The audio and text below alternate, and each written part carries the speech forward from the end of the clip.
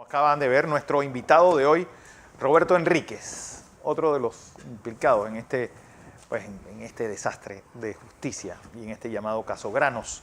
Pero hablaba ayer con él y ya no solamente lo dicho por Euro 14, sino que en este proceso hubo problemas, hubo también violaciones de forma. 30 de los implicados, de los 50 y tantos implicados, fueron indagados fuera de término. Roberto, ¿cómo puede haber violaciones tan reiteradas y consuetudinarias de casos como este? Mira, te comienzo por el final. 7 años. Sí, 7 años notificándose, 7 años con medidas cautelares muy fuertes, 7 años que destruyeron familias, sí, que hicieron a personas perder su trabajo de 20 años en la Contraloría, etcétera, etcétera. Originalmente eran 59 personas imputadas, 2 han fallecido. De estas 57 personas, la Fiscalía en su vista fiscal sí presentó cargos para los 4 ministros de la directiva por peculado culposo y 53 por peculado doloso.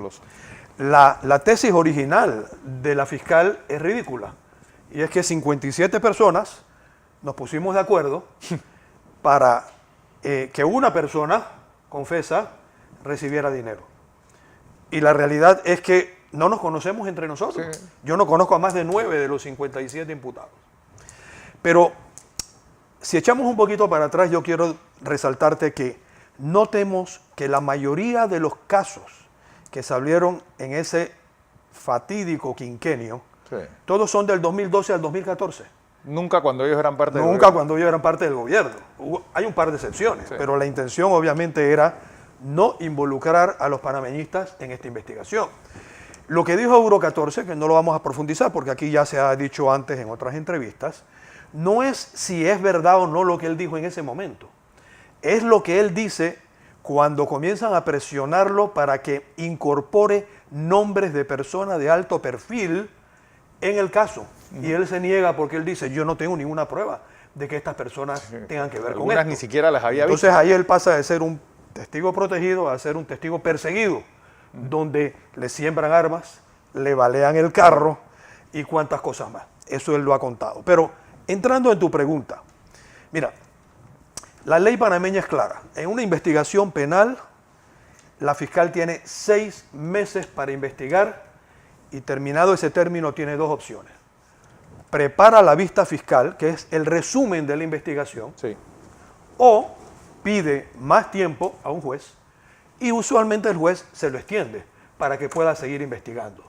Si la fiscal no pide ese tiempo y sigue investigando, todas las indagatorias que se producen en esa etapa son espurias, sí, son nulas. Y eso es exactamente lo que no hizo la fiscal Sterling. Jamás pidió una extensión. Y en varios casos, porque ella es como recurrente en eso de que pensaba que ella estaba por encima de la ley. Las fiscales estaban empoderadas. Sí. Porque como recibían órdenes de la presidencia y del Consejo de Seguridad a través de su jefa, la señora Porcel, ellas sentían que lo que ellas hicieran, bien o mal, no iba a tener consecuencias. Entonces, hay más de 30 personas de las 57 que fuimos indagados fuera de término. Y el que quiera decir que teníamos que advertirle a la fiscal que lo estaba haciendo, quiero recordarle que en el expediente está las declaraciones de la abogada Guillermina McDonald y del abogado César Brandao, fallecido, donde ellos le advierten a la fiscal que estaba indagando fuera de término y ella no hizo nada. Otro elemento que se destaca de esta investigación tan distorsionada, sí, es que la fiscal mezcla elementos de la ley 22, que es la ley que rige las compras del sector público, con elementos de la ley que rige el PAN. Hay que estar claro que el decreto ejecutivo 690 del 2010, que rige el PAN, le da un estatus especial al PAN. La ley 22 dice que hay 2 excepciones que no se rigen bajo esa ley: las compras de seguridad del Estado, claro, y el PAN. Entonces, la señora fiscal, cuando quiere afectar, por ejemplo, al ministro de Lima, le reclama responsabilidades bajo una ley 22 que no aplica en este caso. Y así se vio también en la audiencia preliminar. Un tercer elemento que es, en mi opinión, sumamente grave, es el doble estándar, ¿no? La ley del embudo, Sí. lo delgadito para los OCDE y lo ancho para los panameñistas. Y esto se ha dicho antes. Cuando un periodista le pregunta a la señora Porcel si iba a proceder a investigar al ministro panameñista Echelecu, que había declarado que él había, o aceptado que él había recibido fondos de una empresa muy cuestionada, y ella contesta, mientras no haya una vista fiscal yo no lo puedo hacer. Pues yo quiero que sepan que virtualmente el 90 o el 100% de nosotros fuimos indagados sin que existiese un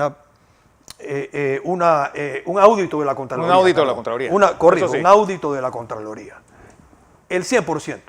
Porque nosotros fuimos indagados en mayo, el audito salió en septiembre, octubre del año 2015. Pero lo más increíble es que sale el audito y no estamos mencionados. Mire, en Panamá el audito de la Contraloría es casi, Bueno, palabra esa es la de Dios, piedra angular para Sí. cualquier caso de es este tipo. la principal prueba que puede tener una fiscal en un caso de peculado. Porque el audito que hace la Contraloría, si señala a una persona, Claro. lo que va a decir es esta persona, en efecto, sustrajo bienes del gobierno, Sí. del Estado, y por tanto le cabe responsabilidad. 11 personas naturales aparecen en ese audito de la Contraloría. 46 personas que estábamos sentados en esa audiencia no aparecemos en el audito de la Contraloría. José. Entonces, todas estas cosas y otras más, que por economía del tiempo no voy a mencionar, son parte de este caso Granos, armado exclusivamente para perseguir políticamente. Bueno, todo lo que hizo Saltarín fue exactamente, o los esposos Saltarín fue para esto. Así es. Es decir, que vamos primero, José. Primero me están pidiendo que mire la cámara. Sí. Sí, la cámara suya se queda aquí frente. Ya no lo veo más a ustedes. entonces. No, que mire, oye, porque usted le está hablando a los oyentes. Vale. Eso es lo que me acaban de escribir aquí. Yo tengo, Roberto, 3 preguntas. Y lo hago en aras de, no solamente de defender los derechos suyos, sino los derechos suyos como ciudadanos. Y voy a ir por partes de la violación. Primero, en un proceso que se sigue una persona, hay un tiempo Claro. para investigar. Si un fiscal quiere extender el tiempo, tiene que pedir autorización para eso. Pues. Si no lo hace, todo lo que el fiscal haga de ahí para adelante es ilegal. Es un fallo, en el caso del Molino, que se estableció sobre eso.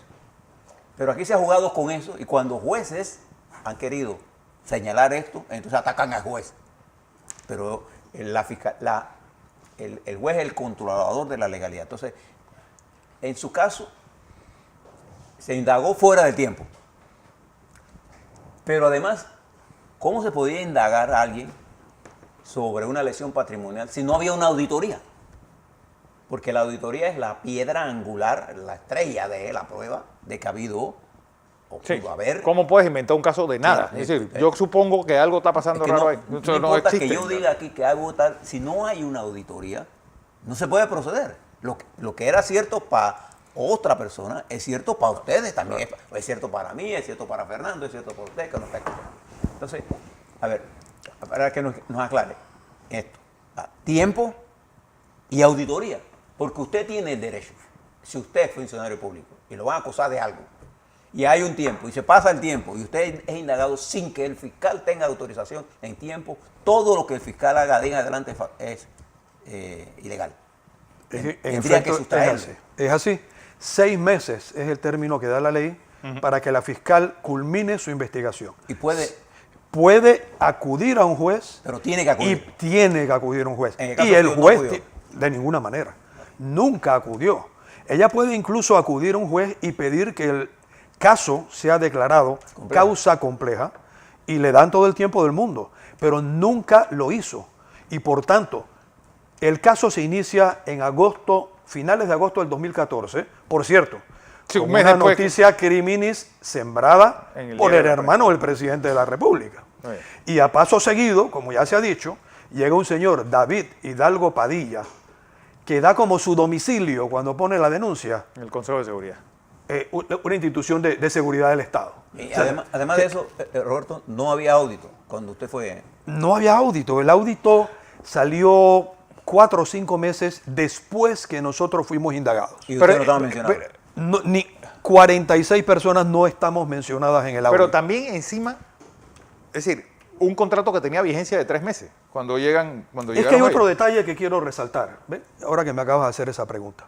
Es que realmente otro de las malas intenciones de la señora fiscal es que realmente el caso Granos es una mezcla, una ensalada perversa de 2 situaciones.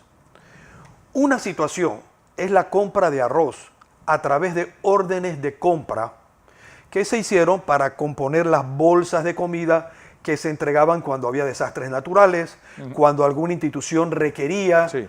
etcétera, etcétera. Todas esas compras se hicieron por menos de $300,000 cada una. Claro. Nunca llegaron a la directiva, por ley. Es decir, la ley 690. Y eso es así desde los tiempos de Endara, porque estas compras, Voy a eso eso, yo creo que es importante decir. Voy a eso. Sí, las compras se han estado haciendo durante toda la vida, pero lo importante en este componente de las compras de arroz es que se hacían en órdenes de compra por menos de $300,000. Y por ley del PAN, decreto ejecutivo 690 del 2010, no llegaban a la directiva, no requerían ni conocimiento ni aprobación de la directiva.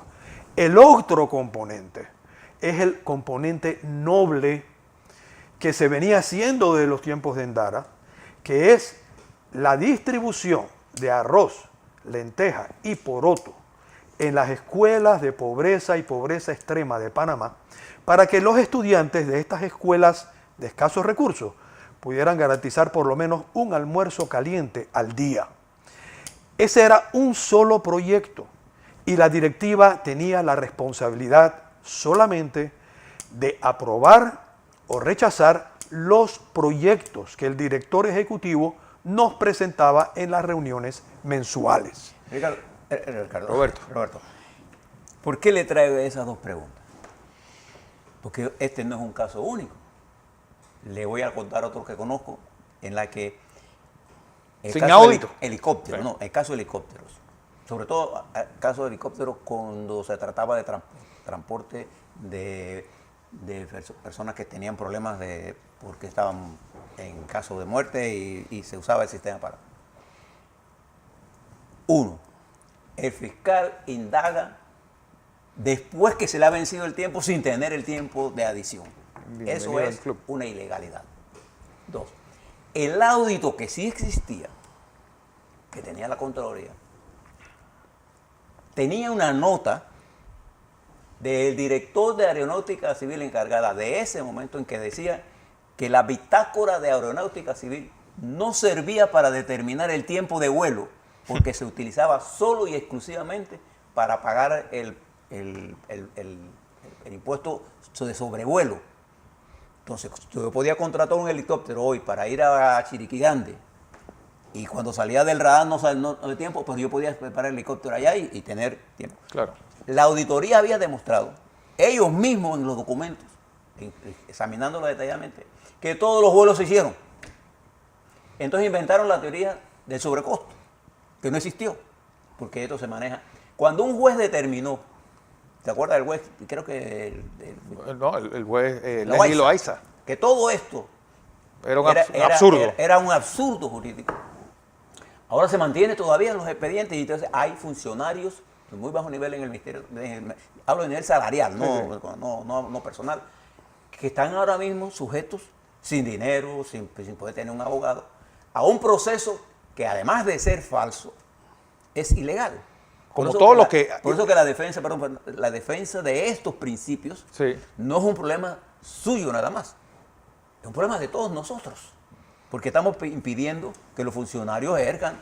Porque Hay una especie de acoso. hay algo que quiero preguntarte, Roberto, como exministro de la Presidencia. Es decir, ¿es legal ese contrato hecho entre Álvaro Alemán como ministro de la Presidencia y los esposos Saltarín? Es decir, para armar casos pagados por el Estado. Como si ellos fueran Te fiscales completo o si de fueran... inmediato, pero quiero comentar algo que acaba de decir José Isabel. Lo mismo ocurrió con los granos.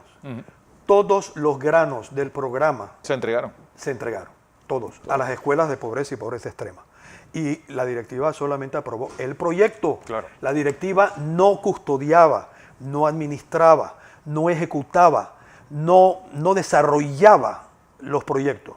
Los aprobaba o los desaprobaba y después preguntábamos, investigábamos si los mismos habían culminado. La pregunta tuya tiene una respuesta muy obvia. El verdadero problema no es si el contrato es legal o no. El verdadero problema es que, de acuerdo a la ley panameña, las investigaciones de casos penales las tiene que hacer el Ministerio Público. Con exclusividad. Tú no puedes agarrar fondos públicos y contratar a abogados privados para que desarrollen una investigación, hagan el esquema, el esqueleto de una investigación en conjunción con el Consejo de Seguridad y la Presidencia, y se la mandes mascadita a una señora que trabajaba en el Consejo de Seguridad y que 6 meses después se le nombra procuradora, que las recibe y cuyas fiscales simplemente ejecutan, y además comienza a enturbiarse esa situación porque todos los casos, por lo menos los que yo conozco, y son muchos, de personas que estuvieron detenidas, sin excepción, los que yo conozco, recibieron invariablemente la visita de algún amigo o de algún abogado que les decía: si tú mencionas a estos nombres, tú mañana estás fuera con tu familia de vuelta. Y se dieron muchos actos de heroicidad en Panamá, Sí. porque hubo gente que sí dijo, bueno, yo estoy dispuesto a decir la verdad. Y probablemente ahí implicó otras personas. Pero tampoco conozco ni un caso de gente que haya mentido o haya implicado a personas que no les constaba culpabilidad, solo para ellos salir del problema. Y esos son los que pagaron el precio más alto. Claro. Así es que el error, el delito probablemente está en que tú has usado fondos públicos para una tarea que no le corresponde hacerla a abogados externos al gobierno. Pero hay otro punto que quiero destacarle para la audiencia.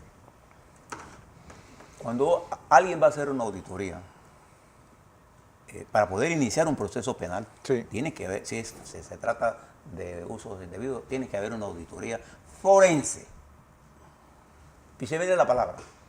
¿Qué es la diferencia? Que la auditoría forense tiene que llevar el contradictorio a la tesis que se va a investigar, que es que hubo un desfalco al Estado. Eso es una auditoría forense. Y además, fundamentalmente, la auditoría forense lo que intenta es llevar una serie de requisitos para que ese acto no se vuelva a repetir. Porque ¿de qué sentido tendría la auditoría forense? Bueno, yo le puedo decir que no había esa investigación, ni hubo tales cambios de procedimientos, porque los procedimientos en el caso de los helicópteros siguieron iguales. Sí, es que No cambió. ¿Qué quiere decir esto? Que probaron una tesis, pero fíjense otro elemento importante. La lesión patrimonial se estableció por la totalidad del contrato. del contrato, que esa es otra. En la auditoría mala que se hizo, demostraba que se había presentado, y entonces tú le preguntabas, ¿y por qué tú los demandas por la totalidad? Bueno, porque eso es un principio de la auditoría, eso no es ningún principio de la auditoría. De la brutalidad. Es una invención del que estableció la premisa de la investigación para implicar y hacer el monto lo suficientemente atractivo para crear el Para el morbo titular. político. Y eso tiene un problema muy grande, y es la razón por la que la ley, y nosotros hemos pedido que la justicia se cumpla dentro de la ley, el respeto a la ley, a la Constitución, a los tratados internacionales, porque una vez que usted pasa por esos procesos, usted lo han destruido. Sí, el trapiche ¿Y mediático. quién paga esa destrucción? Ahí está la importancia de la lucha por la legalidad. Y hay gente que habla sobre estos procesos sin siquiera haberse leído. De repente nosotros nos enterábamos aquí de cosas que pasaban porque salían primero en un medio antes que los abogados de la defensa. Pedazo del expediente sin que los implicados tuvieran... Mira, si me permiten, porque lo que acaban de decir también me trae a colación lo siguiente. Otro de los obstáculos que nos ponían dentro de los procesos es que muchas veces nos negaban el acceso a los expedientes. Los abogados, por ejemplo, yo fui indagado sin conocer lo que había hasta ese momento en el expediente.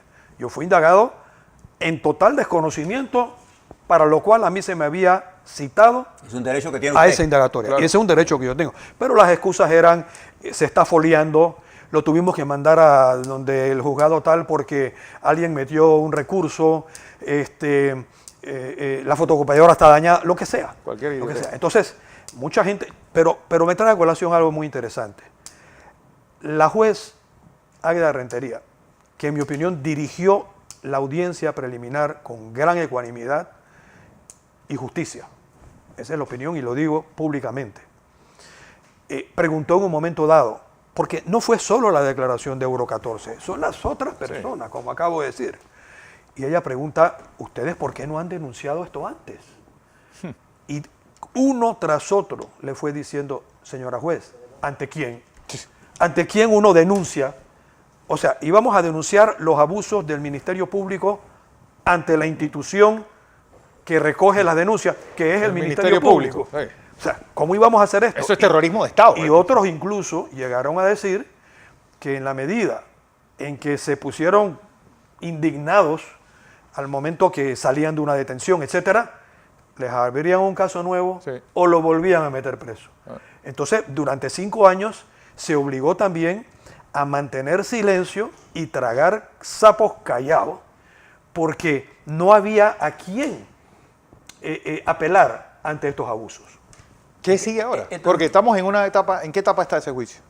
Bueno, expliquemos rápidamente. La audiencia preliminar Sí. es simplemente una etapa en donde el juez, en este caso la juez, ya ha recibido la vista fiscal, ¿verdad? Que dijimos que es el resumen de la investigación que hizo la fiscal.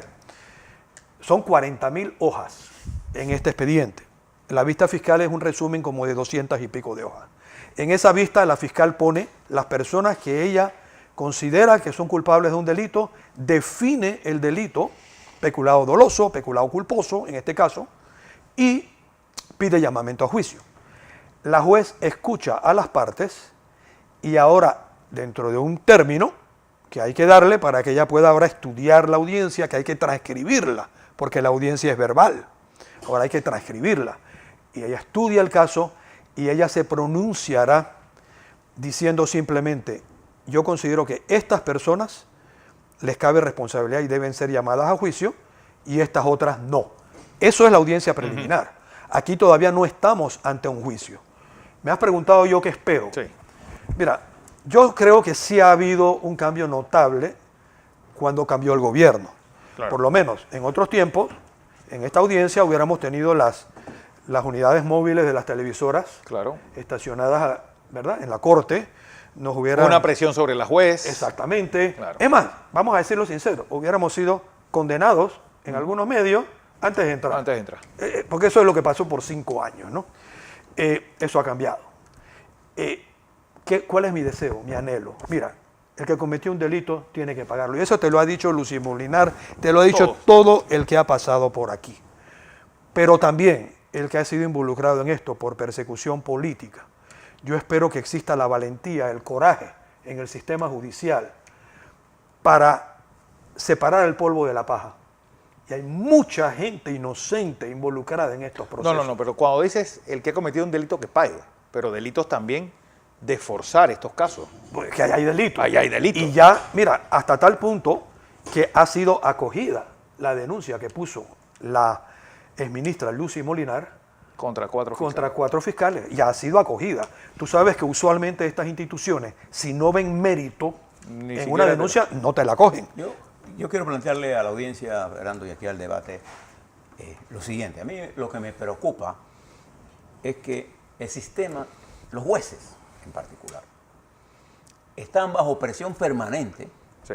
Entonces consideran que, bueno, sí, vamos a hacer, en este caso, si usted ve, el juez ve violaciones claras, hombre, no tiene por qué haber proceso. Sí. Punto y se acabó. Pero la presión mediática lo lleva a llamar gente a juicio. Yo le puedo decir a los jueces que hay centenares de personas panameñas que han sido llamadas a juicio, que no tienen nada que ver con eso.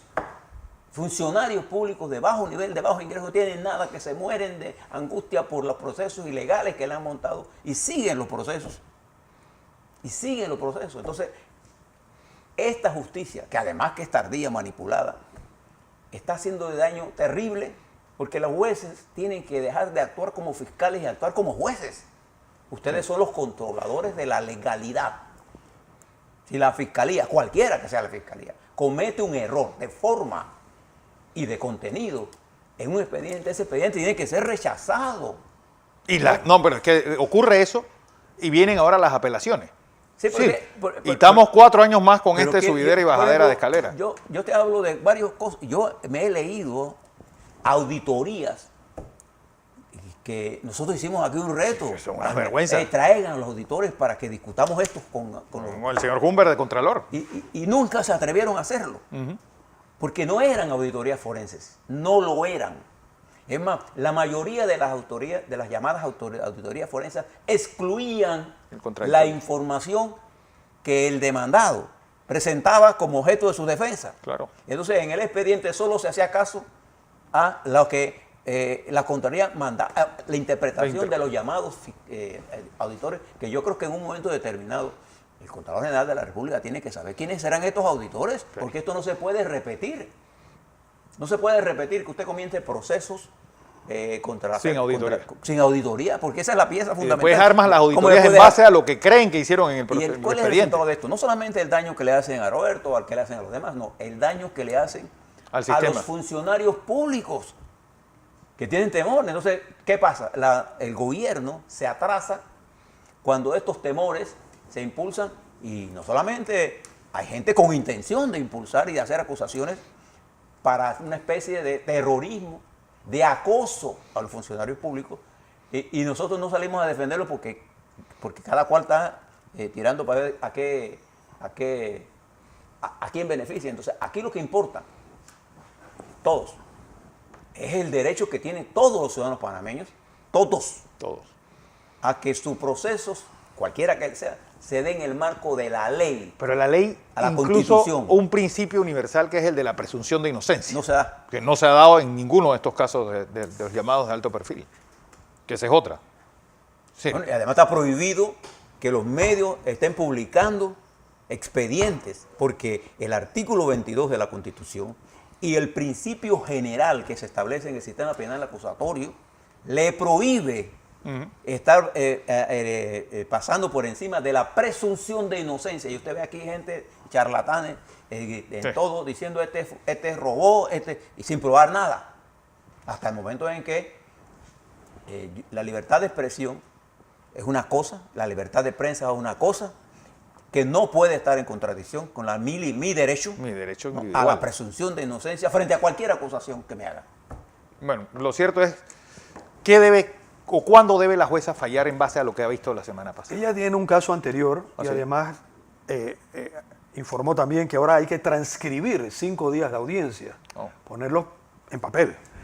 Y aunque no dio una fecha definitiva, yo le pregunté a mi abogado en base a su experiencia y él estima que probablemente 2 a 3 meses. Puede ser antes, claro. Puede ser antes. Ahora, debo decir también algo, y es que la jueza, después, al final de la audiencia, levantó las medidas cautelares a todos los presentes. Hombre. Así que ya no hay prohibición de salida del país y ya no hay tampoco notificaciones. Euro 14 es la piedra angular no solamente de este caso. Hay otros casos que salieron del PAN que él es también... Pero él no puede ser la piedra angular solo porque para lo que él dijo tiene que haber una auditoría. Sí, bueno, es que necesitaban alguien que les avalara las locuras que habían escrito los Santarín. Aún así, no pudieron haber tomado decisiones si no tenían la auditoría de la Procuraduría. Bueno, y así lo hicieron. Cada caso es distinto. Sí. Hay muchos casos, el que tú mencionabas en helicóptero, que hasta donde recuerdo, ahí hago la salvedad, ese tipo de casos nunca llegaban a la directiva, claro, porque eran contratos por menos de $300,000. En el caso del MINSA, había un contrato del MINSA, que no tiene nada que ver con el ministerio. Hablo el otro. Exactamente. Pero algo que no hay que perder de vista, la naturaleza del PAN era precisamente solucionar rápido. Es decir, por eso se le excluye de la ley 22 de compras del sector público, porque la naturaleza era resolver problemas sociales. Y eso la juez lo ignoró cada vez que quiso. Sí. Cada vez que quiso. En fin. Roberto, no sabes el gusto que me da que nos hayas acompañado hoy a aclarar todo este desastre y sobre todo, pues, ir uno reconstruyendo su nombre, que es lo más importante. es lo que uno deja. Muchas gracias a ustedes en y este buenos mundo. días.